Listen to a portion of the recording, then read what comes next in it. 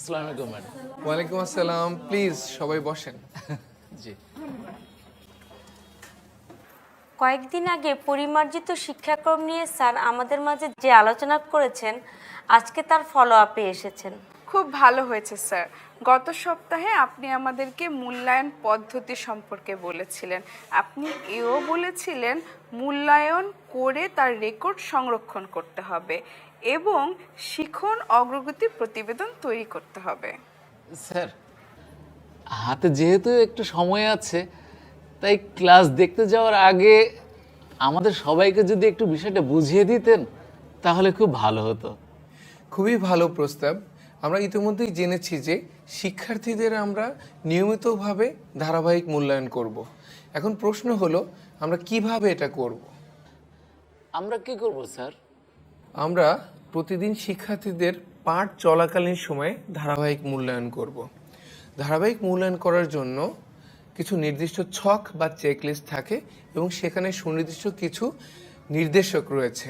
এই নির্দেশকগুলো অনুসরণ করেই আমরা প্রতিদিনের পাঠে মূল্যায়ন করব। ধারাবাহিক মূল্যায়নের মাধ্যমেই শিক্ষার্থীরা পাঠের সাথে সংশ্লিষ্ট শিক্ষণফলগুলো কতটুকু অর্জন করলো তা শনাক্ত করা সম্ভব হবে। স্যার, আমাদের কাজ কি এখানেই শেষ? না, আপনাদের কাজ এখানে শেষ নয়। আমরা ইতিমধ্যেই জেনেছি যে প্রত্যেকটা শ্রেণীর জন্য কিছু সুনির্দিষ্ট শ্রেণীভিত্তিক অর্জন উপযোগী যোগ্যতা থাকে, আর এক একটি শ্রেণীভিত্তিক অর্জন উপযোগী যোগ্যতার অধীনে বেশ কিছু শিক্ষণফল থাকে। ফলে যখনই কোনো একটি শ্রেণীভিত্তিক অর্জন উপযোগী যোগ্যতার অধীনে সবগুলো শিক্ষণফল মূল্যায়ন শেষ হবে, তখন ওই নির্দিষ্ট শ্রেণীভিত্তিক অর্জন উপযোগী যোগ্যতার জন্য তথ্য সংরক্ষণ ছকে এন্ট্রি দিতে হবে। এক্ষেত্রে সবার নামে এন্ট্রি দেওয়ার দরকার নেই, কেবল যে সকল শিক্ষার্থী ওই নির্দিষ্ট অর্জন উপযোগী যোগ্যতা অর্জন করতে পারেনি তাদের ক্ষেত্রেই এন্ট্রি দিয়ে চিহ্নিত করে রাখতে হবে। সেটা কেন স্যার? মূলত শিক্ষকদের কাজের চাপ কমানোর জন্যই এমনটা করা হয়েছে। দ্বিতীয়ত, কোনো শিক্ষার্থী কোন কোন অর্জন উপযোগী যোগ্যতা অর্জন করতে পারেনি তা নির্ধারণ করা এবং নিরাময়মূলক ব্যবস্থা প্রদান করা সহজ হবে। স্যার, এই মূল্যায়ন তথ্য ব্যবহার করে আমরা প্রতিবেদন তৈরি করব কিভাবে? যে ছকে আমরা শ্রেণীভিত্তিক অর্জন উপযোগী যোগ্যতা অনুযায়ী মূল্যায়ন তথ্য সংরক্ষণ করব, সেই ছক থেকে প্রতিটি শিক্ষার্থীর জন্য আলাদা করে অগ্রগতি প্রতিবেদন তৈরি করতে হবে। আপনারা ছকটি যদি দেখেন যে এখানে শিক্ষার্থীর পঠিত বিষয়গুলো প্রান্তিক অনুযায়ী ভাগ করা আছে। এছাড়া তাদের ব্যক্তিগত ও সামাজিক গুণাবলীর তালিকা রয়েছে। এবার মূল্যায়ন ছকে সংরক্ষিত তথ্যগুলো ব্যবহার করে শিক্ষার্থীর প্রান্তিক অনুযায়ী অগ্রগতি প্রতিবেদন তৈরি করব। এই প্রতিবেদনে শিক্ষার্থীর কোন বিষয়ের কোন দক্ষতা বা যোগ্যতার ক্ষেত্রে ঘাটতি বা উন্নয়নের প্রয়োজন আছে সেগুলো উল্লেখ থাকবে, যেন শিক্ষক এবং অভিভাবক পরবর্তীতে সেই ঘাটতিগুলো পূরণের জন্য যথাযথ নিরাময় প্রদান করতে পারে। চলুন প্রথমে আমরা দেখি মূল্যায়ন চেকলিস্ট কেমন এবং তার থেকে কিভাবে মূল্যায়ন তথ্য সংরক্ষণ ডায়েরি 1 পূরণ করা যায়।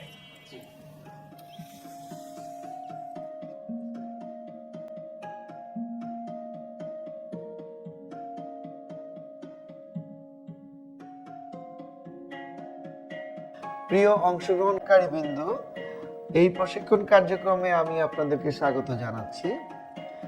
আমি এখন শিক্ষার্থীদের ধারাবাহিক মূল্যায়ন করে কিভাবে শিখন অগ্রগতির প্রতিবেদন তৈরি করতে হবে সেই বিষয়ে আলোচনা করব। মাননীয় প্রধানমন্ত্রী জাতীয় শিক্ষাক্রম রূপরেখা 2021 অবলোকন করে নীতিগতভাবে সম্মতি প্রদান করেছেন। তিনি বরাবরের মতো এবারও প্রাথমিক স্তরের শিক্ষার্থীদের জন্য ধারাবাহিক মূল্যায়ন প্রবর্তন করে শিক্ষার্থীদের শিক্ষা কার্যক্রম আনন্দময় ও কার্যকর করার উপর গুরুত্ব আরোপ করেছেন। এই পরিপ্রেক্ষিতে প্রাথমিক স্তরের জাতীয় শিক্ষাক্রম 2021 এর আলোকে প্রথম থেকে তৃতীয় শ্রেণী পর্যন্ত শতভাগ ধারাবাহিক মূল্যায়ন কার্যক্রম পরিচালনা করা হবে। চতুর্থ ও পঞ্চম শ্রেণীতে শতকরা 60 ভাগ ধারাবাহিক মূল্যায়ন এবং শতকরা 40 ভাগ সামষ্টিক মূল্যায়ন পরিচালনা করা হবে। ধারাবাহিক মূল্যায়ন প্রতিদিনের শ্রেণী কার্যক্রমের অপরিহার্য অংশ। তাই শিক্ষার্থীদেরকে পাঠ চলাকালীন সময়ে প্রতিদিনই ধারাবাহিক মূল্যায়ন করতে হবে। ধারাবাহিক মূল্যায়নের মাধ্যমে শিক্ষার্থীরা পাঠের সাথে সংশ্লিষ্ট শিখন ফলগুলো কতটুকু অর্জন করতে পারলো তা শনাক্ত করা সম্ভব হবে। মূল্যায়নের জন্য শিক্ষক সহায়িকায় প্রতিটি পাঠের জন্য নির্দিষ্ট মূল্যায়ন নির্দেশক রয়েছে। এই মূল্যায়ন নির্দেশকের ভিত্তিতে সংশ্লিষ্ট পাঠে শিক্ষার্থীর জ্ঞান, দক্ষতা, দৃষ্টিভঙ্গি ও মূল্যবোধের ক্ষেত্রে কতটুকু শিখন অগ্রগতি হয়েছে তা পরিমাপ করে শিক্ষক ডায়েরি 1-এ লিপিবদ্ধ করা হবে।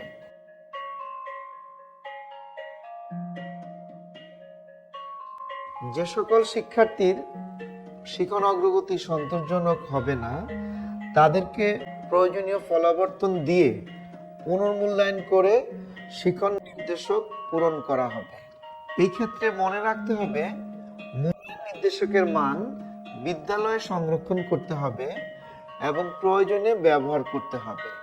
এই মূল্যায়ন নির্দেশকের মান কখনোই শিক্ষার্থী বা অভিভাবকের কাছে প্রকাশ করা হবে না।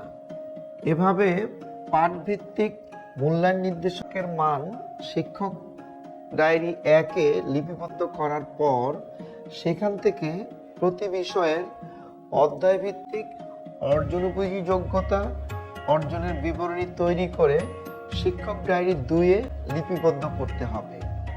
এভাবে একজন শিক্ষার্থী কোন কোন অর্জনোপযোগী যোগ্যতা অর্জন করতে পারেনি তা চিহ্নিত করা এবং সে অনুযায়ী ফলাবর্তন প্রদান ও নিরাময়মূলক ব্যবস্থা গ্রহণ করতে হবে।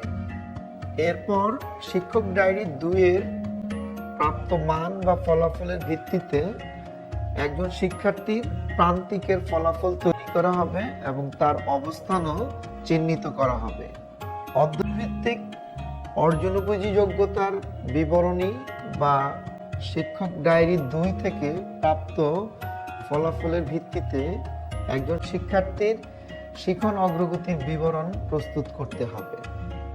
আপনারা ছকটিতে লক্ষ্য করবেন যে একজন শিক্ষার্থীর পঠিত বিষয়সমূহ প্রান্তিক অনুযায়ী ভাগ করা আছে এবং তার ব্যক্তিগত ও সামাজিক গুণাবলীর তালিকাও দেওয়া আছে। তাহলে এবার আমরা চলুন দেখি কিভাবে প্রান্তিক প্রতিবেদন তৈরি করতে হয়।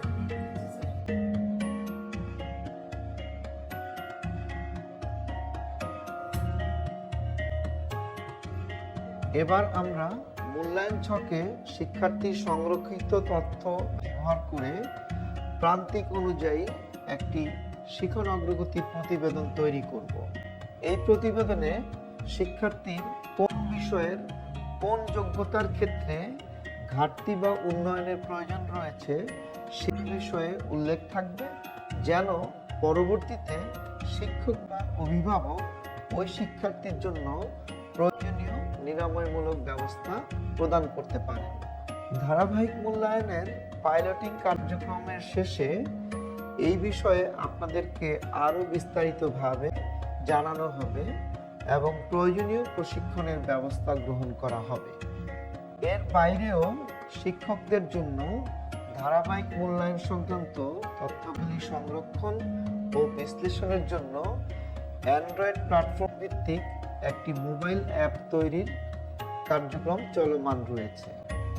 এই অ্যাপটি ধারাবাহিক মূল্যায়নের কার্যক্রমকে আরও দ্রুত ও সহজতর করে তুলবে। এই প্রশিক্ষণ কার্যক্রমে আমাদের সাথে এতক্ষণ থাকার জন্য আপনাদেরকে ধন্যবাদ। স্যার, মূল্যায়ন রেকর্ড সংরক্ষণ এবং প্রান্তিক প্রতিবেদন কিভাবে তৈরি করতে হয় তা আমরা দেখলাম। বিষয়টা একটু জটিল মনে হচ্ছে স্যার, আমরা কি এভাবে করতে পারবো? নতুন যে কোনো বিষয়ই প্রথমে কঠিন ও চ্যালেঞ্জিং মনে হয়, নিয়মিত অনুশীলন করার মাধ্যমে ধীরে ধীরে বিষয়টি আয়ত্তে চলে আসে। ঠিক আছে, তাহলে আপনাদের সবাইকে অসংখ্য ধন্যবাদ আপনারা এই বিষয়ে জানার জন্য আগ্রহী হয়েছেন এবং এতক্ষণ ধৈর্য ধরে জানার ও বোঝার চেষ্টা করেছেন।